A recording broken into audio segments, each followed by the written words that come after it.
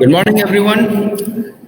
Welcome to this webinar scheduled to be organized by Parul Institute of Law, Faculty of Law, Parul University, Vadodara. And the webinar is on a very, very interesting topic, that is career avenues for lawyers in the telecom sector. So, I, Faizat Ansari, Assistant Professor, hereby introduce to you a very, very interesting resource person going by the nature of the webinar. So, we have got with us today Mr. Irayanbu Prasad. He is a research associate in the legal department of Telecom Regulatory Authority of India, TRAI, and he has done his undergraduation from Gujarat National Law University, Gandhinagar, and while he was at GNLU, he has been really active in the Centers for Sports Law, Media Law. He has also worked for a few websites who deal in sports law and media law. So, Irandu, welcome to this webinar. And Thank you. So yes, I won't be taking any more time. You may go ahead with the webinar. Yeah. I just would like to take this opportunity to thank Faiz. Thank you for having me here. And today's topic is career avenue in telecom sector for lawyers.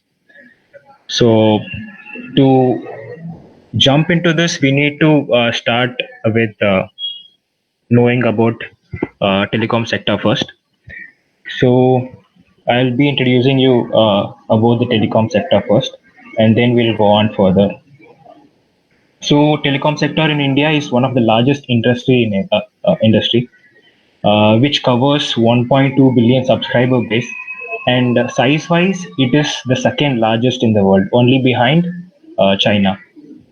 And if you see a telecommunication industry, it is basically made of telecommunication companies and internet service providers, and it plays a very crucial role in the evolution of mobile communication and also for the formation of an informed society.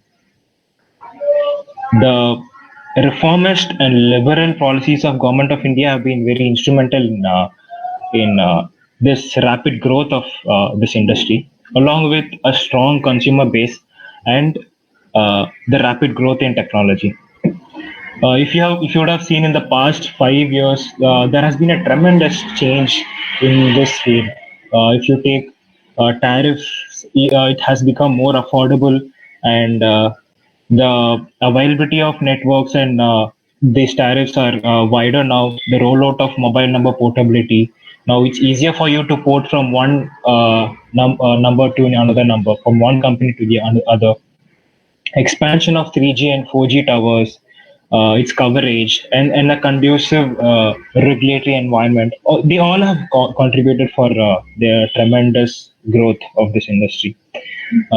The last 5 years, you would remember, before 5 years, only few of us would have had fiber-based broadband in our homes. Right now, like almost most of the urban population has it, and it's slowly reaching towards the rural side of India.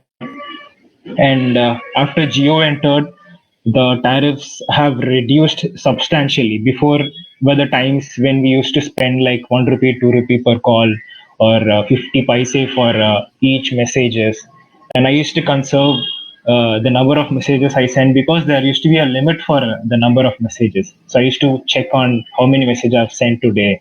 Okay, I've sent 80, so I have to conserve 20 for the later part of the day. So that's how I used to go in my school days. And right now it's like though messages have become outdated, and calls are like almost free with respect to 4G and all. With 2G, you'll have to pay a very minimal amount, but otherwise the tariffs are it has become affordable.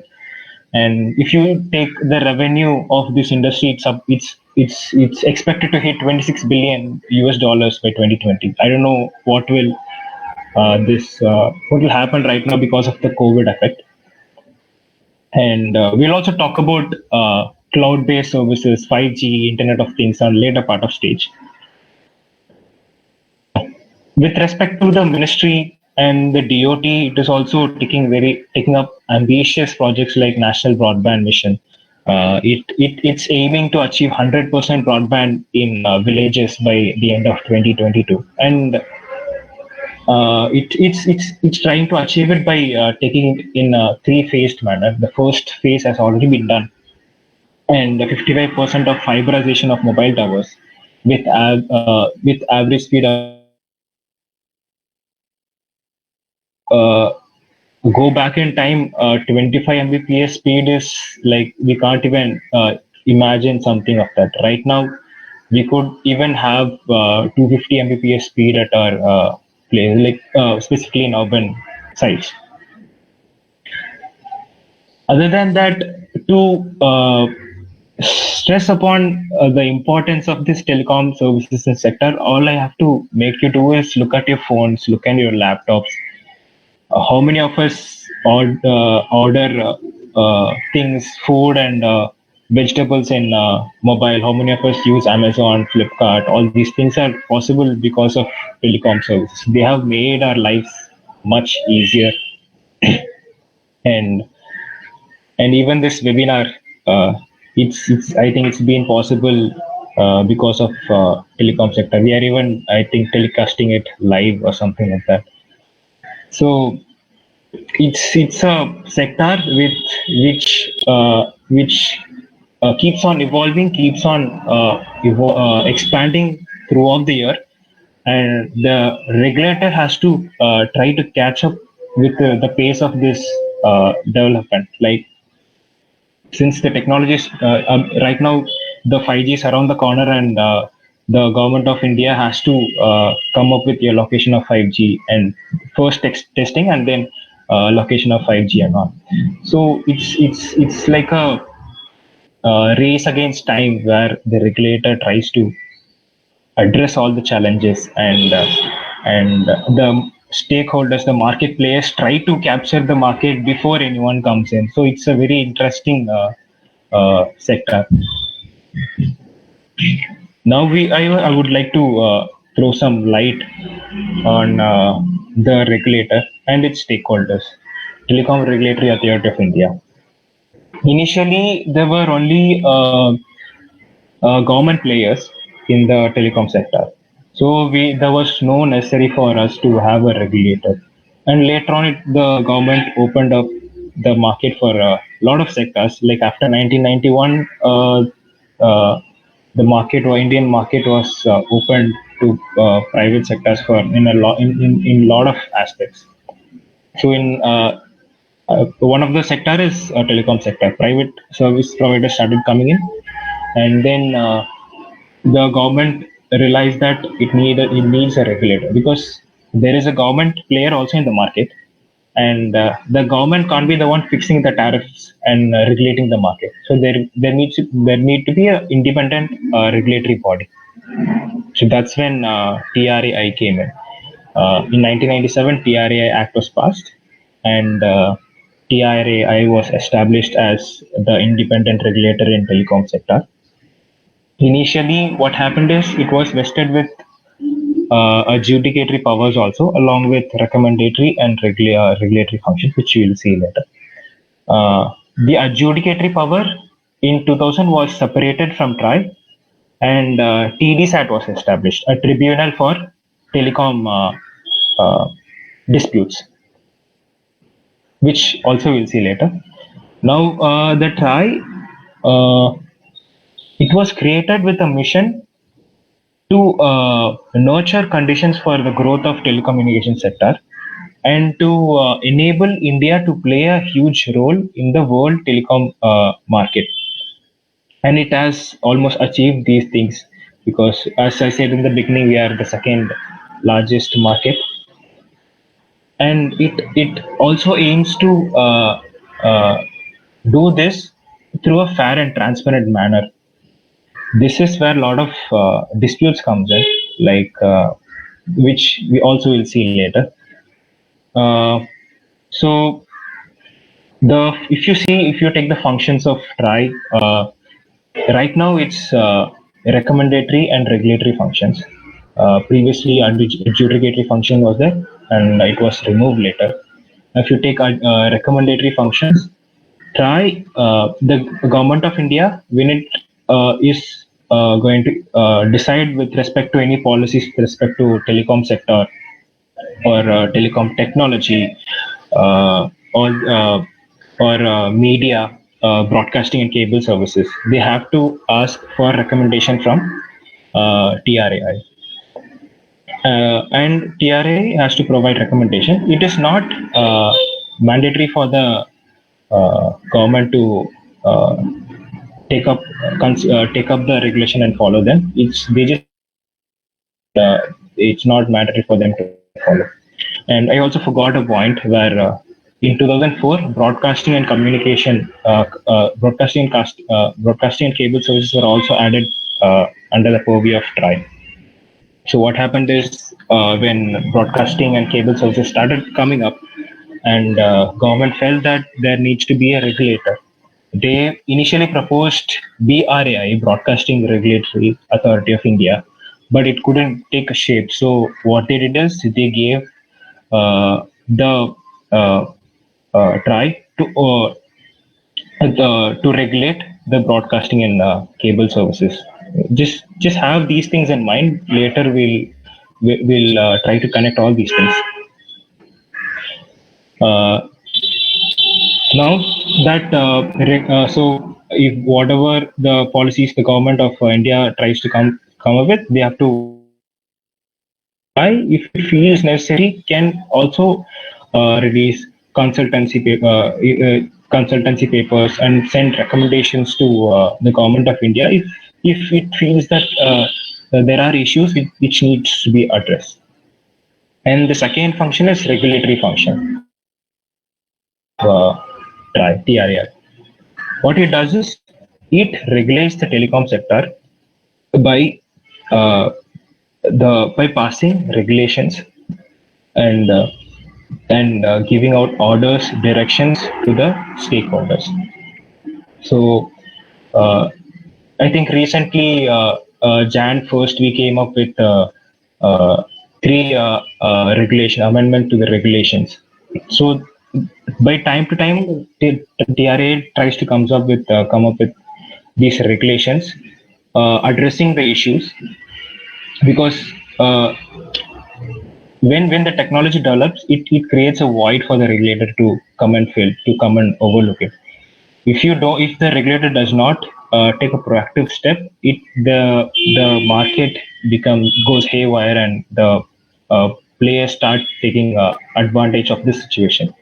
So that is where the TRA comes in. Its aim is to provide a conducive, competitive market, and also to enable the growth of telecommunication sector, along with taking care of the interests of the consumers. So, and once the regulations has been passed, TRAI has power to call upon the stakeholders, the telecommunication companies and other service providers, to show their records, whether they are following these regulations or not. And if they find that they are not following regulations, TRAI can issue show cause notice to these telecommunication companies, and they have to respond for that. And if they don't respond, then if they don't respond, or if their response is not satisfactory, then TRAI can go on and give certain directions and orders to them. So this is how more or less TRAI works, and it also comes up with a lot of policy works and all. Now, So, if you take, sorry to interrupt. So it means that it has got all the parts of the civil code like many other bodies, no, or no, no, no, it no, no. doesn't? TRAI does not have the powers of civil court. It just Okay. can call upon the records with respect to the regulations, and it can inspect them, and it can pass an order or direction which can be challenged by the telecommunication companies before TDSAT. So what happens is now telecommunication companies, they try to work through these regulations. The stakeholders are telecommunication companies, other service providers, broadcasting and cable service providers.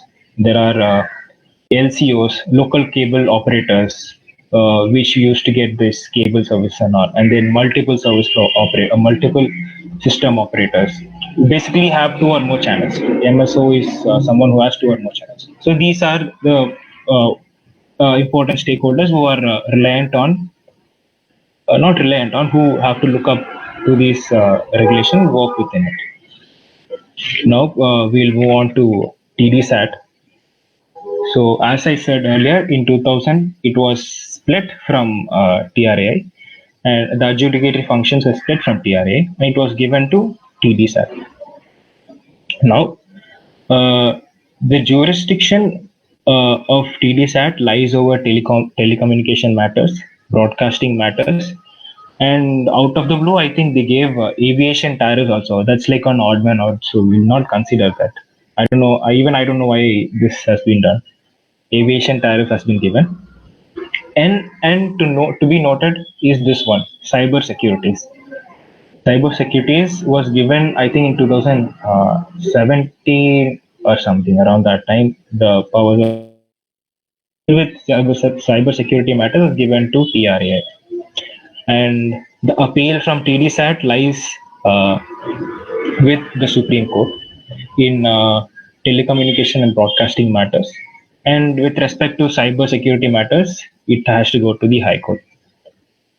Now, what all issues can TDSAT deal with? TDSAT can ideally deal with disputes between the licensor and the licensee, or basically two service providers fighting between each other over some contract issues or market efficiency issues, or or it can be also between service provider and a group of consumer. If a consumer is not satisfied or is aggrieved with any issue, then they can go to TDSAT and they can file a case against any service provider. So these are the three things where TDSAT comes into play.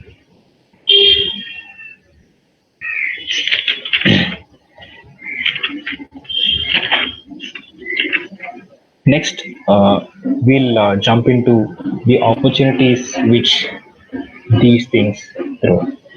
So I'll tell you how how it works, the stages in which policies are made, or the directions, orders, or regulations are passed, and you can find in each of these stages there is one lawyer, a legal professional working with the regulator or with the telecommunication service provider, or with the firm helping these two sort out these disputes. For policy matters, try if it finds any issue, or if the government asks it to do come up with something on certain issues, then TRA can come up with consultancy papers. So this consultancy paper has to be done in a transparent manner. So they issue, they notify, or they publish a sort of questionnaires and the issues, challenges which they are trying to tackle, and they call upon all the stakeholders to comment upon it. So after comment and discussion, they take all these comments and discussion, they add it in their consultancy paper, and then they release a consultancy paper.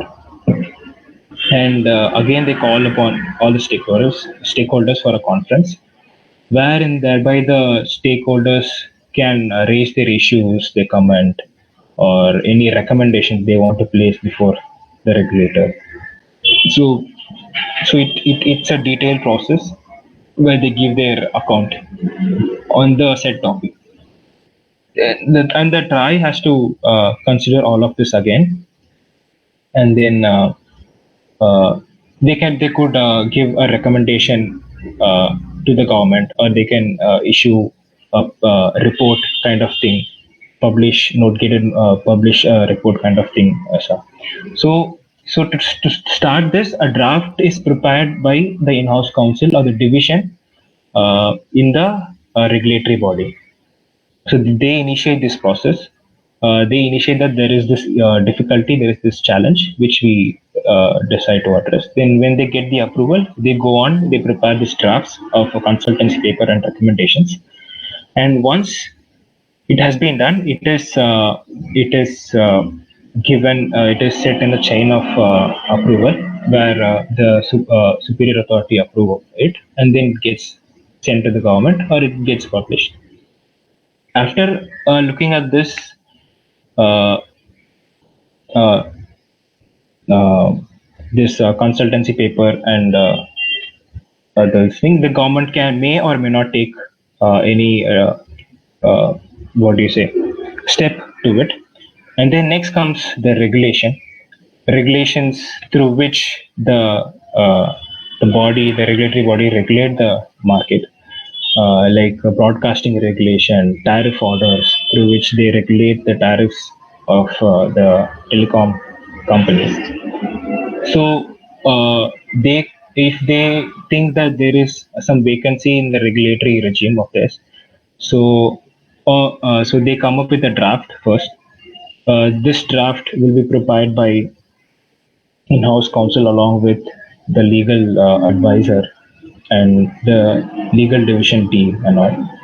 So what happens is they prepare a draft, and it is again set in the motion, where it is being approved.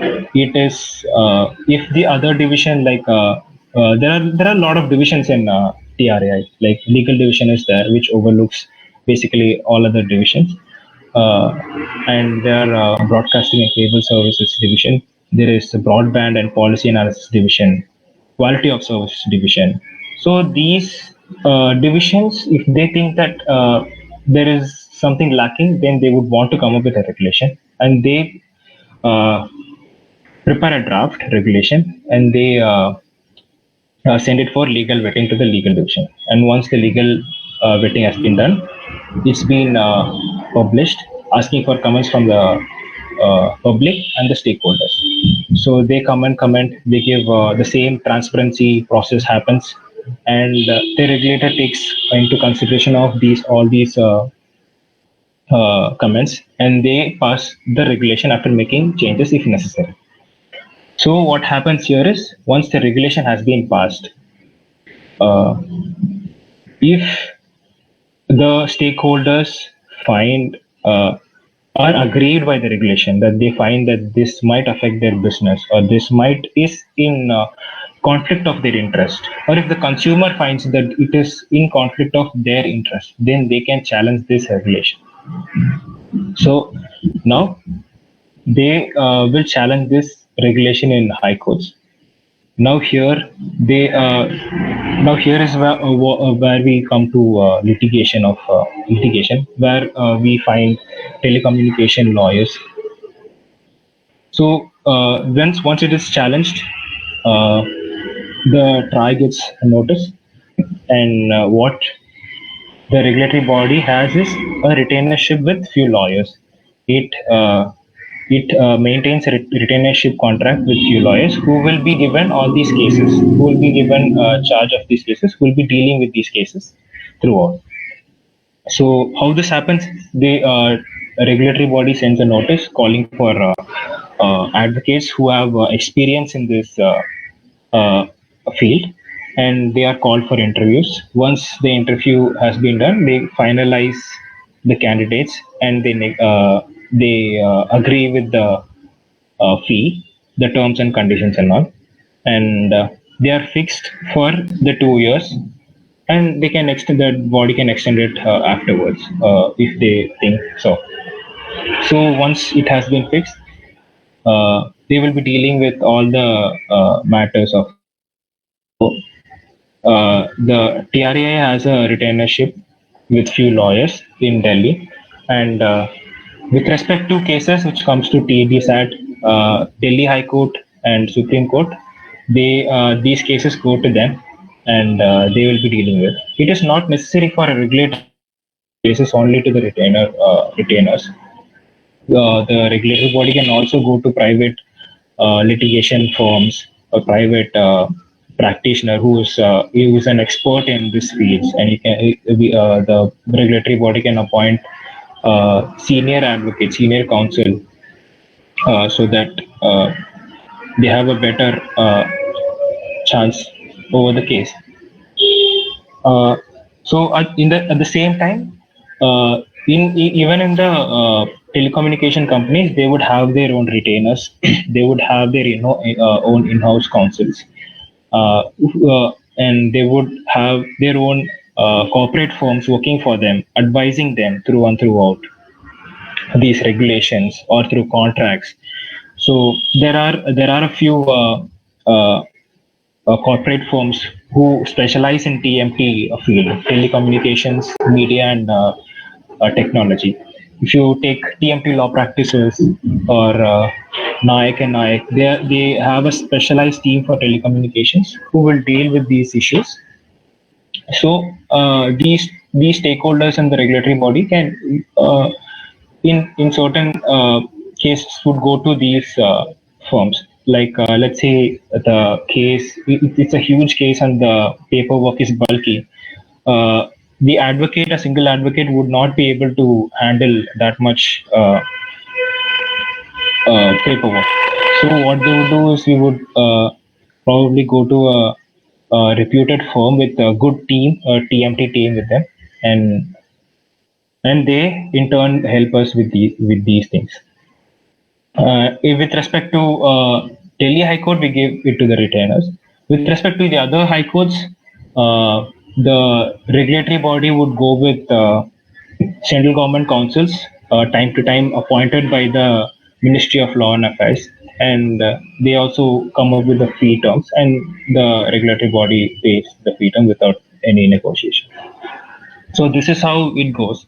So if you see in each and every stages, in each and every step, there is one legal person involved in these aspects, like preparing drafts, asking for opinions, and giving opinions, litigation matters, all these things. The lawyers are involved in this process through and through.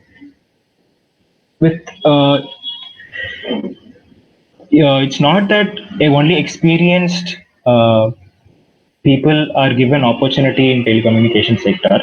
From, if you take my example itself, I am a fresher. Right out after the college, I interviewed for a TRAI and I got the opportunity to work with them. And most of the research associates with me in regulatory body are freshers. So it's not the case that only experienced people would be given an opportunity in the telecom sector. And once you work in this field, for example, let's take my example. I work with a regulatory body, so I have a 1.5 year experience of working with the regulatory body, and now I have an idea of how the regulatory regime works and what kind of work TRA has been doing.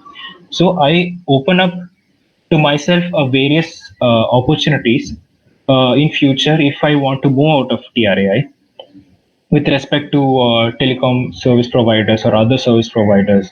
They would most probably prefer me over a person who does not have uh, experience in these things. So I would, by working with a regulatory body, I open up myself various amount of opportunities. It's vice versa with respect to in-house counsel working with telecom sector. They open up themselves opportunity, a door to work with a regulatory body and other telecommunication companies and all. So it's so I'll just answer this question whether there are a lot of opportunities in telecom sector or not. I would say no. It's hard to break it to you, but there are not a lot of opportunities in telecommunication sector. I would say this not only because of this COVID situation, even before pre-COVID situation, there has been not a lot of opportunities in telecom sector.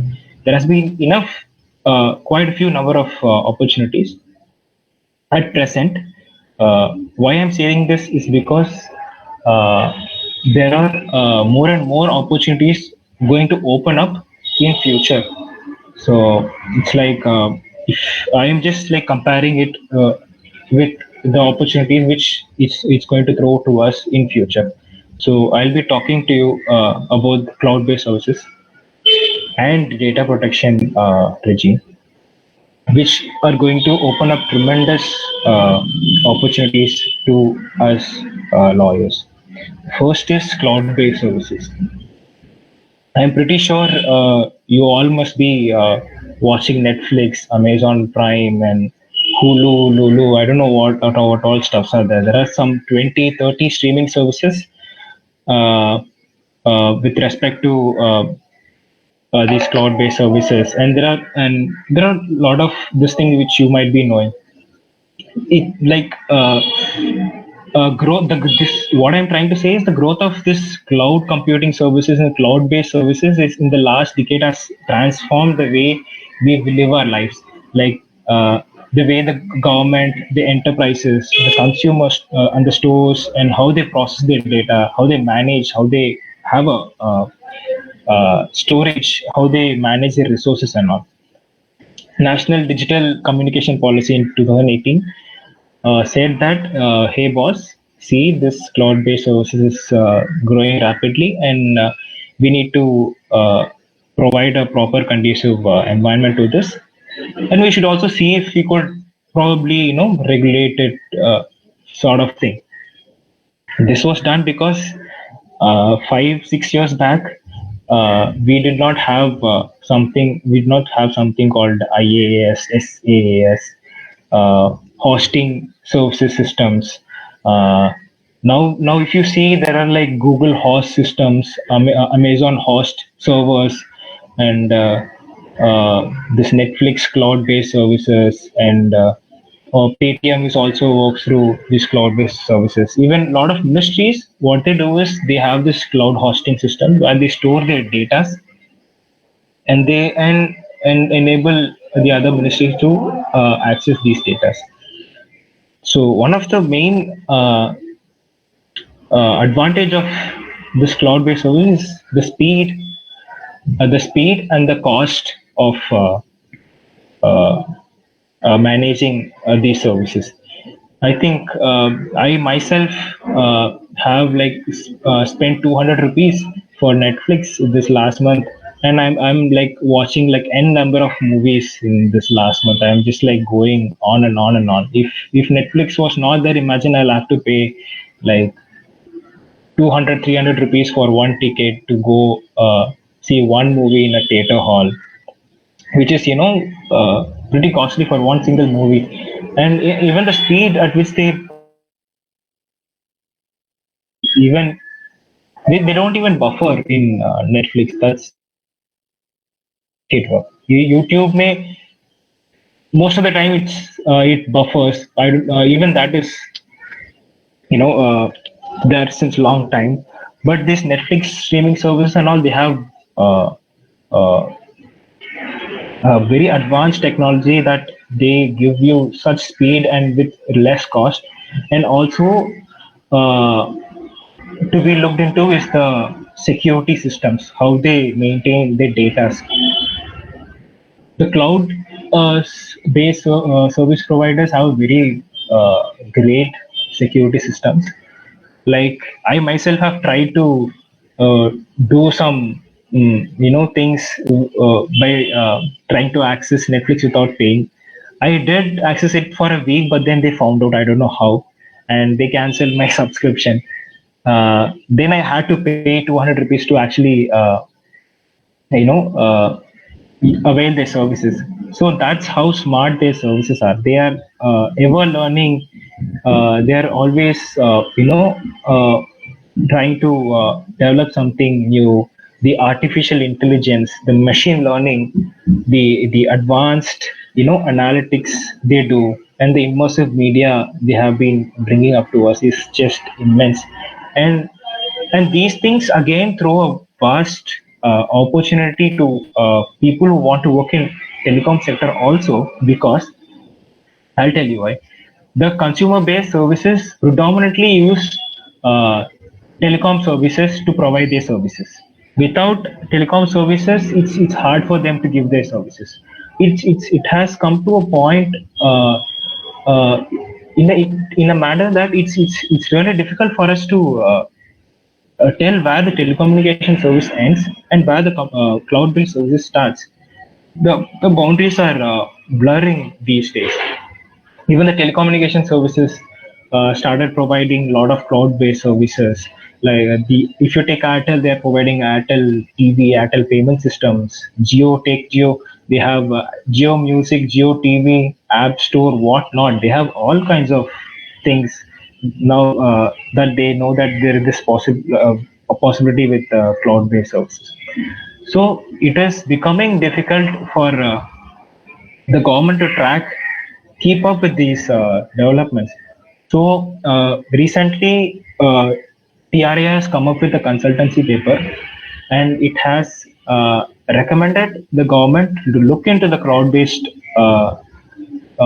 services and to see if they can be regulated. Mainly because it uses telecommunication services predominantly, and there is no regulator right now which the cloud-based services fall under. Uh, so what they did is, initially we could probably go with a light regulatory regime where we could ask the service providers to form an association kind of thing, and they could probably do a self-regulation. I think yesterday or day before yesterday, all these cloud-based service providers signed a pact to for a self-regulation. The thing is that they will be forming bylaws, and they'll be regulating their own services. So these are the kind of things we would want to see in future. These are the kind of things the government also would want to see in future, where they form an association, they form regulations, laws, and bylaws within themselves, and they regulate themselves. And probably, if this works, this could continue like how the press is being self-regulated, or if they think that there is a need for independent regulatory authority required, they could probably come up with a regulatory body for cloud-based services. And I would not be surprised if this also will be given to TRAI. This is a very personal view. Why I'm saying this, because when broadcasting and cable services came, which did not even use telecommunication services at that point of time, and it was given to TRA to handle. And now this cloud-based services is a hybrid of these broadcast and cable services, and like a mixture of all these things. So I won't be surprised if they are given to TRAI. Which so if it is if it's in the on the basis that if it's given to TRA, so it just opens up a whole new range of opportunities for telecom lawyers. They could venture into these cloud-based services uh, sector, this thing, and they could make use of these opportunities thrown to them. And the next one I want to address is data protection. We know how important data protection is.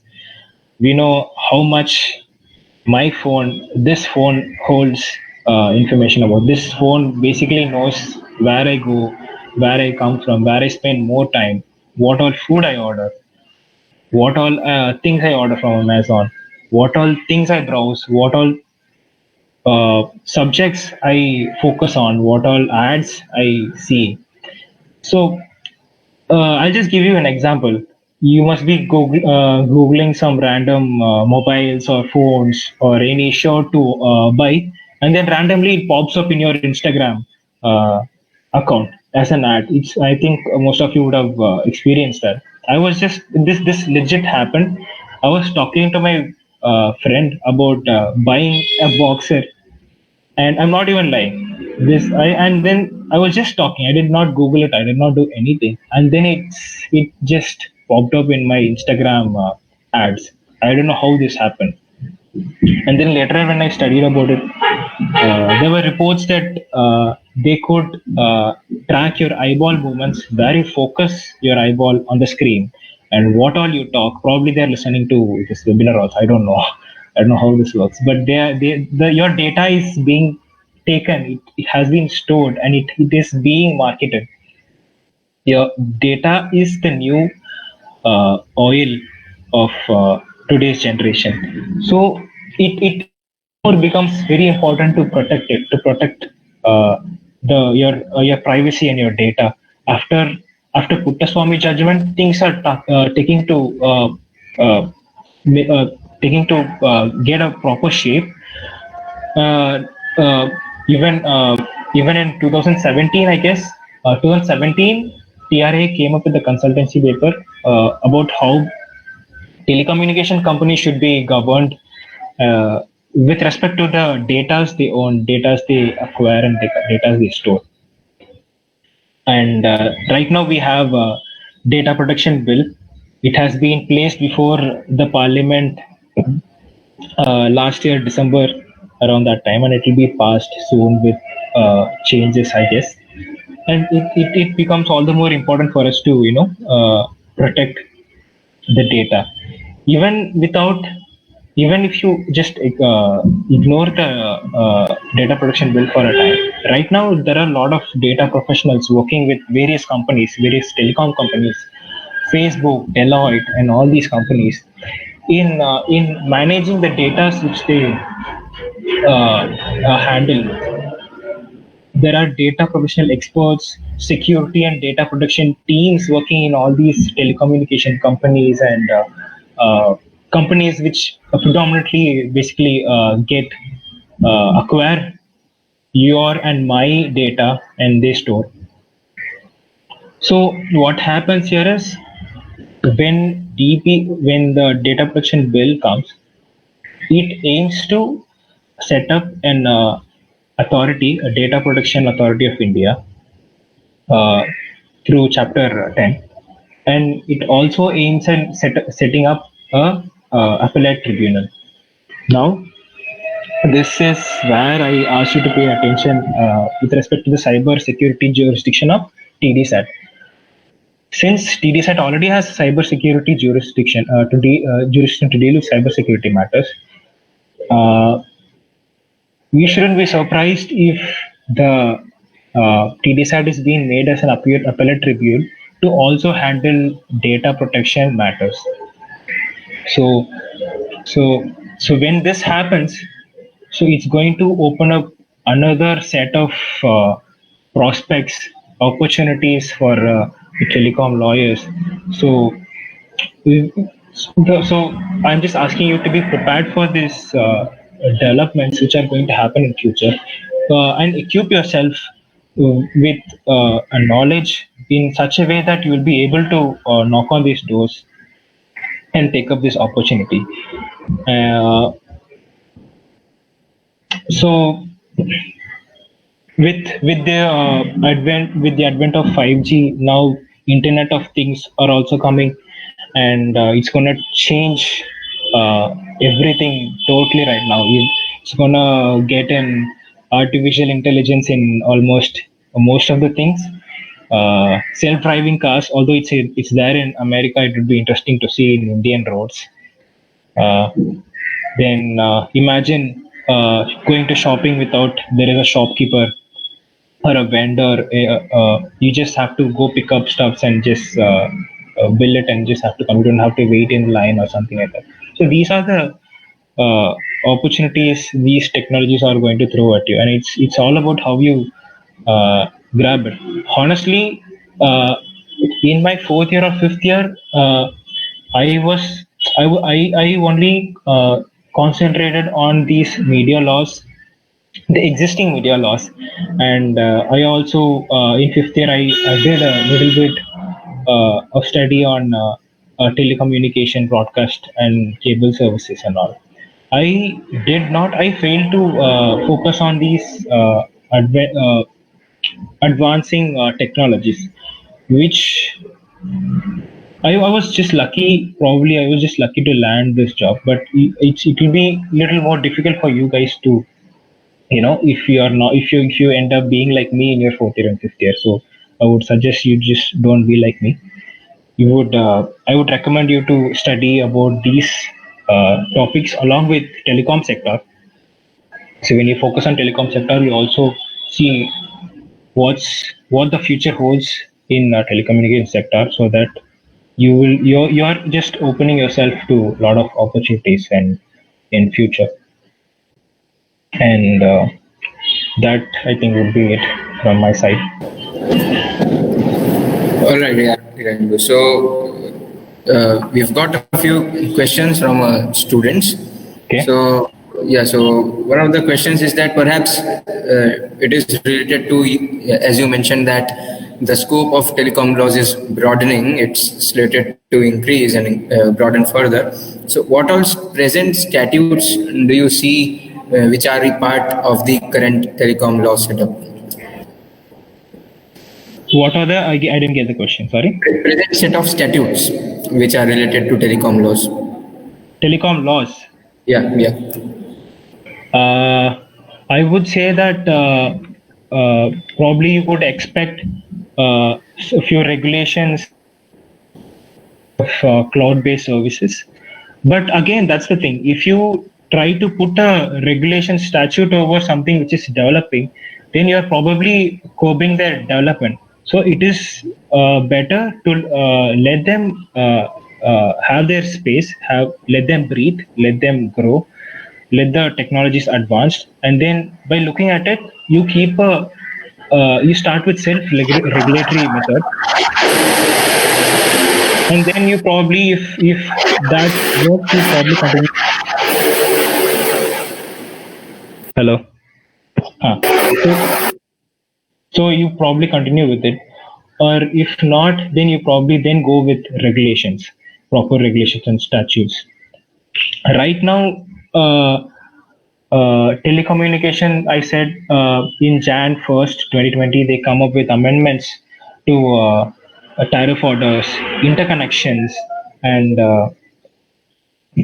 quality of services. What TRAI did is they have reduced the tariffs for this broadcasting and cable services. Now we could see the prices dropping for all these things.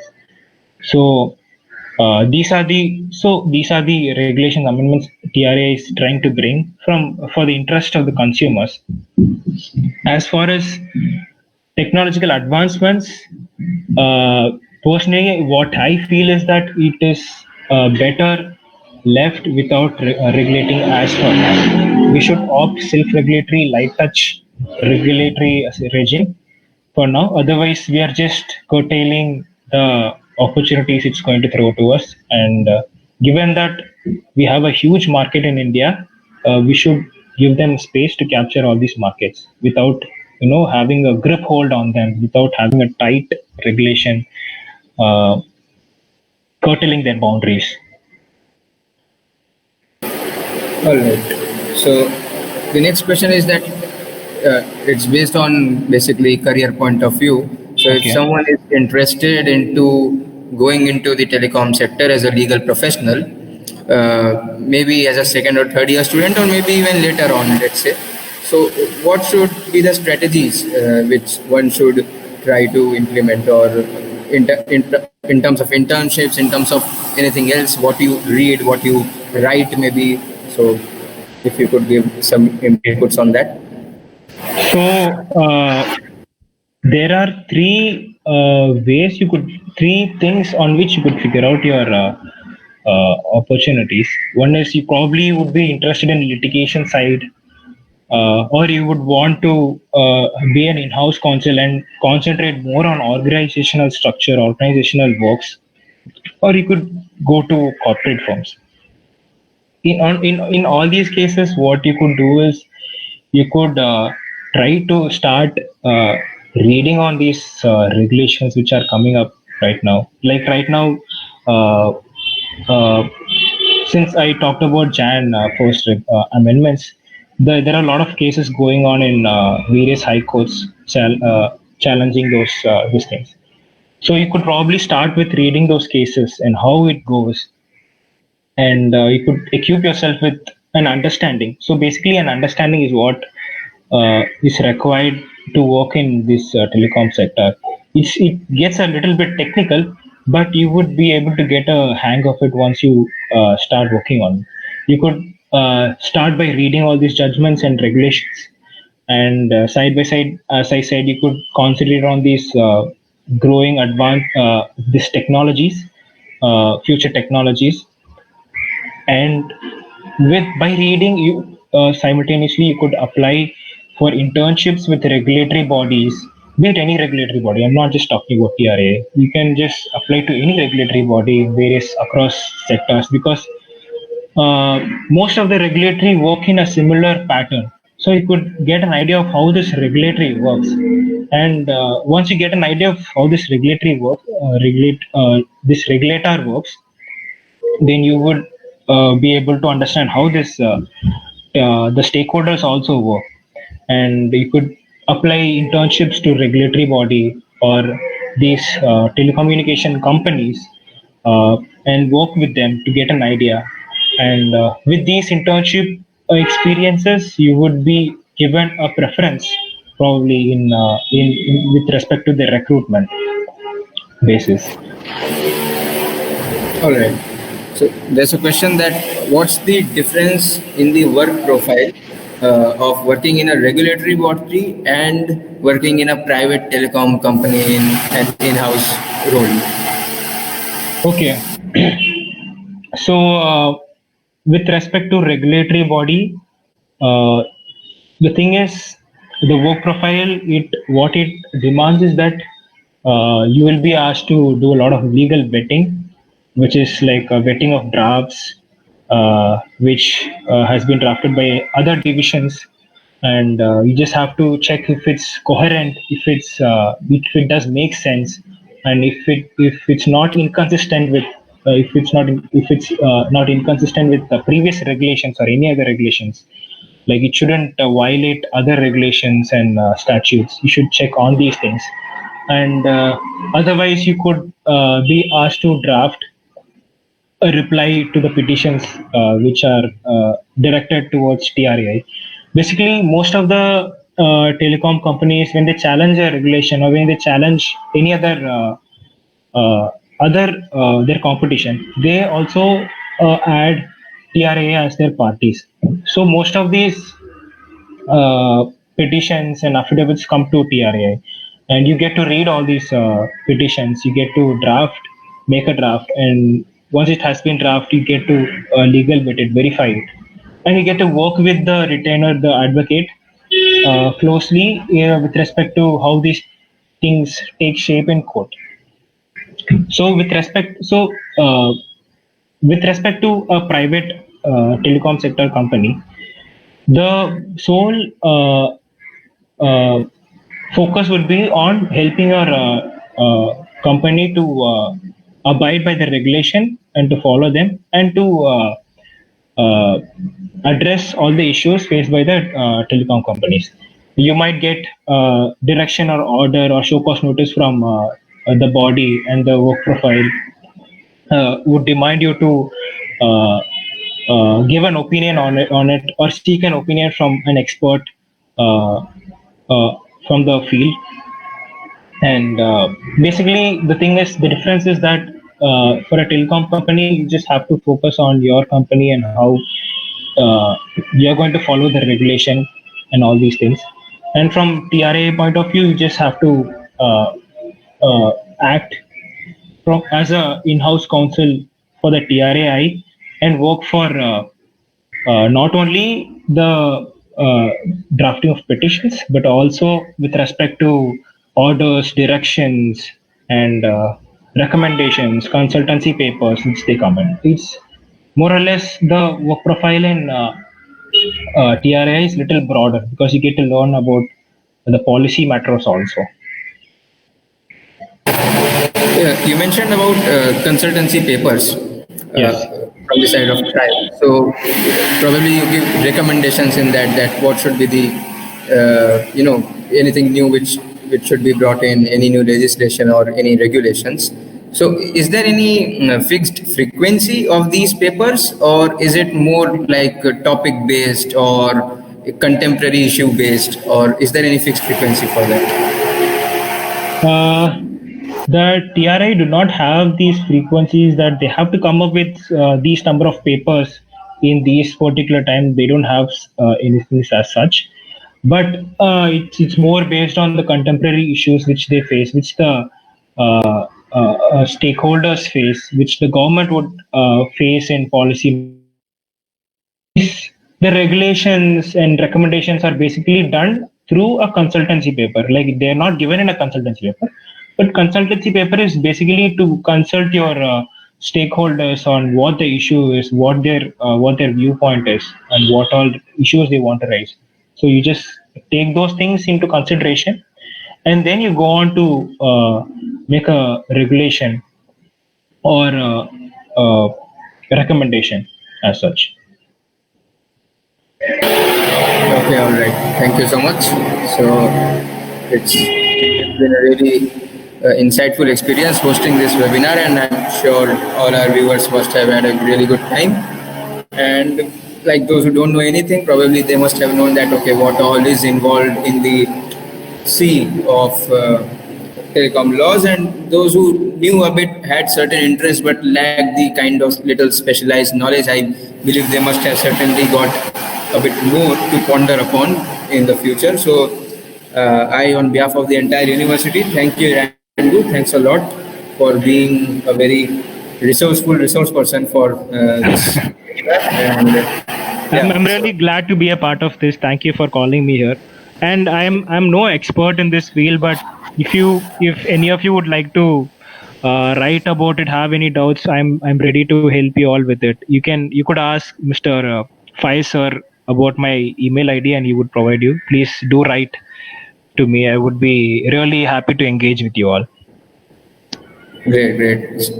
So nice of you. Thanks a lot, Irangu, and hopefully we'll have more collaborations in the future as well. And looking forward to it. Thanks a lot. Thank you a lot.